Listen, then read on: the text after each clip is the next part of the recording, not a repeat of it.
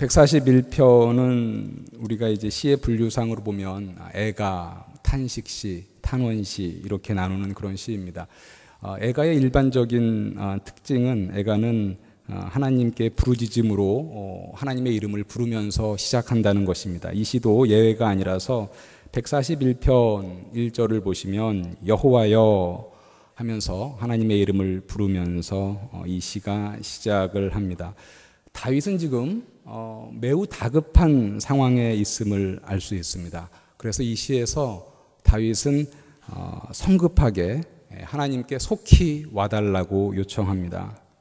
여호와여 내가 주를 불렀사오니 속히 내게 오시옵소서. 내가 주를 부르짖을 때 내 음성에 귀를 기울이소서. 이 다윗의 다급한 공경의 상황은 본문 7절부터 10절에 나와 있습니다. 7절부터 좀 보시면은요.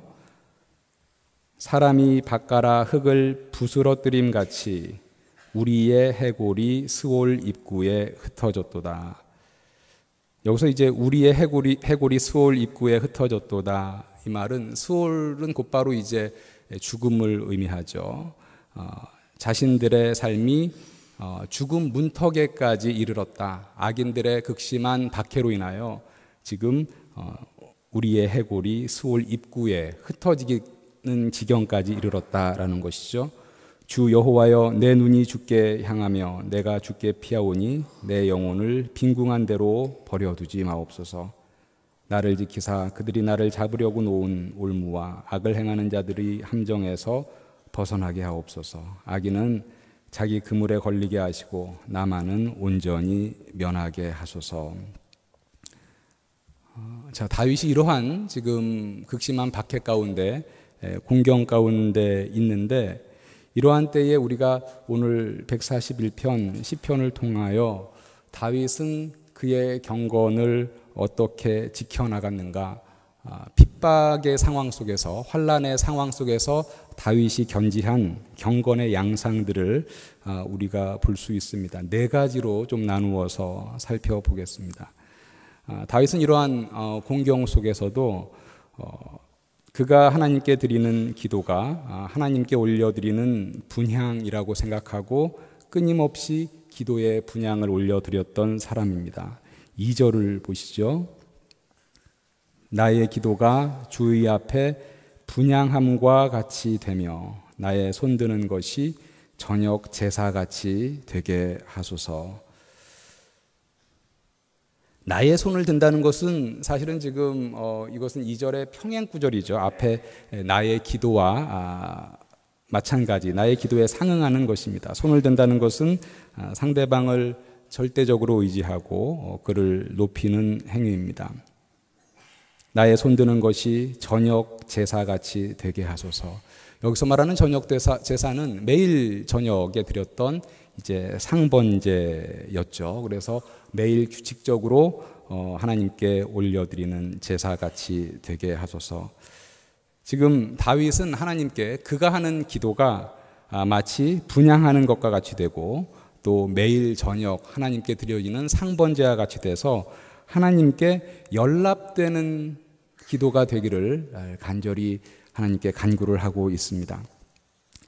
요한계시록에도 기도는 하나님께 드려지는 향기다라는 것을 말해주는 구절이 있습니다. 요한계시록 5장 8절에 보면 어린 양 앞에 여러 장로들이 서 있었는데 그 장로들이 대접을 들고 있었죠. 그 대접 안에 향이 가득했었는데 그 향은 다름 아닌 성도들이 올린 기도다라고 말을 하고 있습니다. 요한계시록 5장 8절에 보면 그 두루마리를 취하심에 내 생물과 24장로들이 그 어린 양 앞에 엎드려 각각 거문고와 향이 가득한 금 대접을 가졌으니 이 향은 성도의 기도들이라.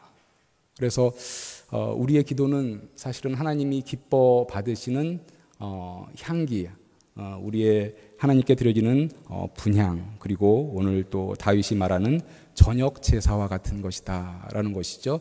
다윗은 단순히 이렇게 기도를 드리는 것에 멈춘 것이 아니라 정말 자신의 기도가 하나님이 기뻐 받으시는 기도, 제사, 분향이 되게 하여 달라고, 자신이 드리는 기도가 하나도 땅에 떨어지지 않고 하나님이 정말 기쁘게 받는 그런 기도가 되게 해달라고 하나님께 간구하고 있습니다. 다윗은 공경의 상황에서 신실하게 기도하는 기도의 사람임을 우리가 알 수 있습니다.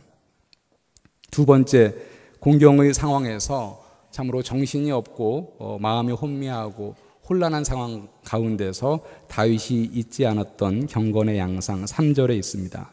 여호와여 내 입에 파수꾼을 세우시고 내 입술의 문을 지키소서. 말에 실수가 없기란 쉽지 않습니다.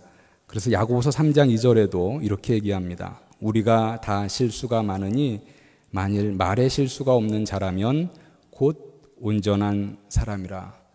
저도 어제 이 말씀을 준비하면서 잠깐 묵상하면서 어제 하루 동안 있었던 저의 말을 되돌아 보았더니 후회되는 말이 한두 가지가 아니었습니다. 하루였는데도 지나치고 나니까 내가 왜 강의를 할 때 이런 예화를 이렇게 얘기했을까, 이렇게 얘기하면 더 좋았을 텐데 라는 그런 후회도 있었고요.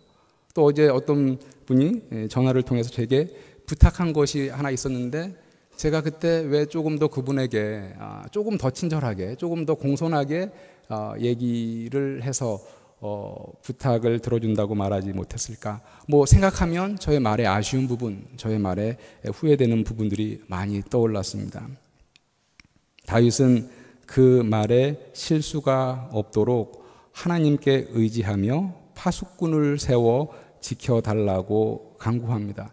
다윗이 여기서 하나님께 고백하기를, 하나님 이제 제가 말에 실수가 없도록 살겠습니다 라고 거기에서 그친 것이 아니라 다윗이 요청하는 것은 이것이죠. 하나님을 철저하게 의지하고 하나님의 도우심을 구하는 것이죠. 여호와여 내 입에 파수꾼을 세우시고 내 입술의 문을 지켜주소서.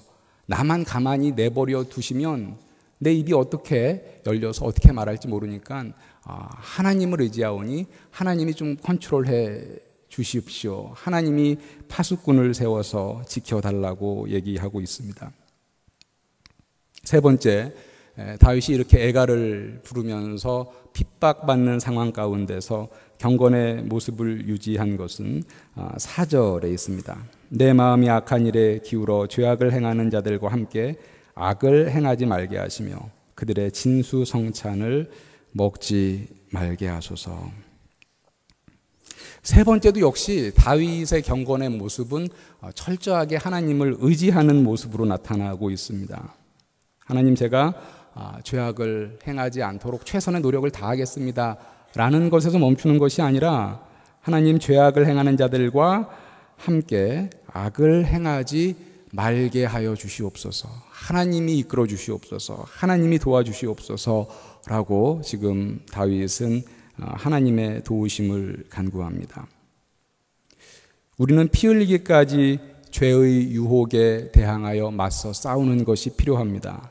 그래서 히브리서 12장 4절에서는 너희가 죄와 싸우되 아직 피 흘리기까지는 대항하지 아니하고, 이 구절에 대한 여러 가지 해석이 있습니다만은 대체적으로 동의하는 해석의 부분은 우리가 죄의 유혹이 올 때 우리가 할 수 있는 데까지 맞서서 힘써서 죄의 유혹과 대항해서 싸워야 한다라는 거죠. 어느 정도 우리가 가다가 그냥 포기하고 죄의 유혹에 굴하는 것이 아니라 죄의 유혹에 우리가 힘써서 끝까지 대항하여 싸워라는 것입니다. 그런데 그것만으로는 우리가 사실은 악을 다 이길 수 없기 때문에 우리가 악을 행하는 그러한 유혹에서 온전히 건지심을 받을 수 없기 때문에 우리는 다윗과 같이 우리의 연약함을 솔직히 인정하고 도움을 구해야 한다라는 것이죠. 그래서 다윗의 이러한 경건의 모습에서 우리가 볼 수 있는 아주 중요한 특징은 의지한다라는 것입니다. 경건한 사람은 하나님께 끊임없이 의지합니다. 다윗은 여기서 자기의 말에 파수꾼을 세워달라고 하나님께 의지하고, 또 자기의 행위가 악을 행하지 말게 해달라고 하나님께 의지하고 있습니다. 그리고 네 번째 다윗의 경건의 모습은요, 5절에 나와 있습니다. 의인이 나를 칠지라도 은혜로 여기며 책망할지라도 머리에 기름같이 여겨서 내 머리가 이를 거절하지 아니할지라.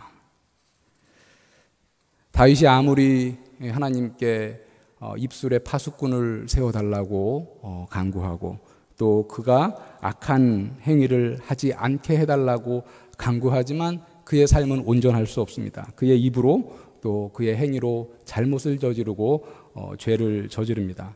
그때에 5절에 보니까 의인이 나를 칠지라도 은혜로 여기며 라고 얘기하고 있습니다. 여기서 의인이 나를 친다 라는 것은 의로운 이가 자신의 잘못을 질책해 준다라는 것이죠.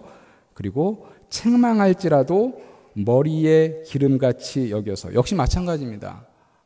자신의 잘못, 자신이 아무리 말과 행위에 대해서 하나님께 의롭게 해달라고 간구하지만 결국은 자신의 죄성 때문에 자신의 자유의지로 죄를 짓는 자신의 모습을 보고, 그런데 자신의 잘못에 대해서 만약 의로운 사람이 자신을 질책하고 책망할 때 말씀해 보니까는 그것을 은혜로 여기고 머리에 기름같이 여겨서 내 머리가 이를 거절하지 아니할지라. 은혜로 여기고 머리에 기름같이 여긴다. 우리 성도들 뭐 앞으로 또 이제 목회자들이 될 사람들인데 특히 성인들 완고해질 대로 완고해져서 상대방이 나에 대해서 뭐 하나 지적하면 우리는 뭐 발끈하기가 일쑤죠. 그런데 다윗의 여기에서 모습은 올바른 질책을 받아들이고 그것을 은혜로 여기고 또 머리에 기름같이 여긴다라고 말합니다. 머리의 기름은 정말 귀한 것이죠. 뭐 고대 이스라엘에서 기름 자체가 귀한 것인데 특히 이제 머리에 바르는 기름, 머리에 붓는 이 기름 너무나 귀한 기름입니다. 그래서 우리가 잘 아는 시편 23편 5절에 보면 이렇게 얘기하는 구절이 있습니다. 주께서 내 원수의 목전에서 내게 상을 차려주시고 기름을 내 머리에 부으셨으니 내 잔이 넘치나이다. 이 시편 23편에서 주께서 기름을 내 머리에 부으셨으니 내 잔이 넘치나이다. 일반적으로 어떤 연회에 손님으로 가게 되면 아주 귀한 손님일 경우에는 그 주인이 이제 손님에게 머리에 기름을 붓는데 지금 시편 23편 5절에서는 이제 그 기름을 말하고 있습니다.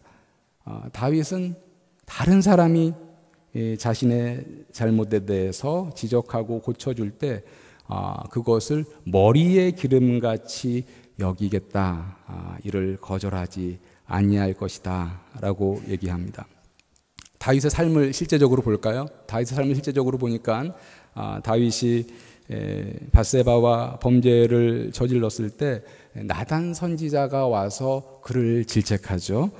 가난한 자의 양을 빼앗아 손님을 대접한 그 부자의 비유를 들어서 다윗을 책망할 때 그 책망을 다윗은 정말로 머리에 기름같이 여깁니다. 나단 선지자가 그렇게 다윗을 책망할 때 나단 선지자의 말을 다 듣고 나서 사무엘하 12장 13절에 보면 다윗이 이렇게 얘기합니다. 내가 여호와께 죄를 범하였노라. 나단 선지자에 대해서 아무런 불만, 아무런 화를 내지 않고 그 자리에서 나단 선지자의 질책을 인정하고 내가 여호와께 죄를 범하였노라 라고 고백합니다.